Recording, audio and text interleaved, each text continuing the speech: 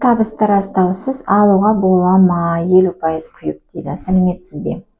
Иә, табысты растаусыз үйді алуға болады, егерде сіз 3 шартты орындайтын болсаңыз. Бірінші, депозитті 3 жыл жинақтайтын болсаңыз, екінші, 3 жылдың ішінде 50% жинау керек, және де үшінші, ОП 16 болу керек. ОП дегеніміз ол бағалау көрсеткіші. Осы ОП сіздердің салған суммаларыңыздан банк 2% жүргізеді. Осы 2% сізде неғұрлым көбірек болса, соғұрлым сіздің ипотека бойынша пайызыңыз төмендеу болады.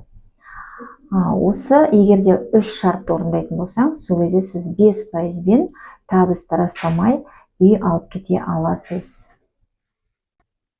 Бұл займның түрі тұрғын үй займы деп аталады. Орысша айтқанда жыл займ деп аталады. Егерде сіз 5%-бен алатын болсаңыз, осы 5% тек қана банктың берер сомасына ғана жүреді.